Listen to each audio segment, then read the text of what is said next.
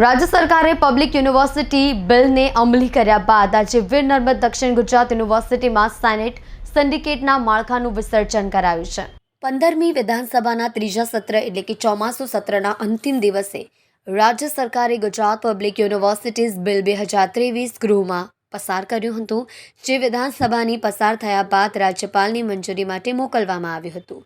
રાજ્યપાલની મંજૂરી મળ્યા બાદ સમગ્ર રાજ્યમાં આ નવીન એક્ટની જોગવાઈઓનું અમલ 9મી ઓક્ટોબરથી લાગુ કરવામાં આવ્યું છે, જેને લઈને આજે વીર નર્મદ દક્ષિણ ગુજરાત યુનિવર્સિટીમાં સેનેટ સિન્ડિકેટના માળખાનું વિસર્જન કરાયું છે।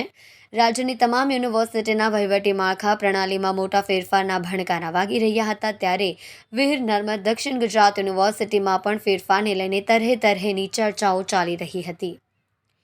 જો કે મંગળવારે મોડી સાંજે સત્તાવાર જાહેરનામું પ્રસિદ્ધ કરવામાં આવ્યું હતું, તે સાથે જ યુનિવર્સિટી કોલેજ સહિત સમગ્ર દક્ષિણ ગુજરાતના શિક્ષણ જગતમાં ભારે હલચલ દેખાઈ હતી।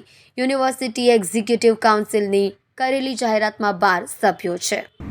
ગુજરાત પબ્લિક યુનિવર્સિટી એક્ટ 2023 લાગુ પડવાથી 60 વર્ષ જૂની જે વ્યવસ્થા હતી એ દૂર કરવામાં આવી છે અને આ બિલ અંતર્ગત બોર્ડ ઓફ મેનેજમેન્ટ અને એક્ઝિક્યુટિવ કાઉન્સિલની રચના કરી દેવાય છે, જેની અંદર વિવિધ પ્રકારની કેટેગરી વિભાગીય વડાશ્રીઓ, યુનિવર્સિટીના શિક્ષકશ્રીઓ, સમાજના શ્રેષ્ઠીઓની નિમણૂક કરવામાં આવી છે।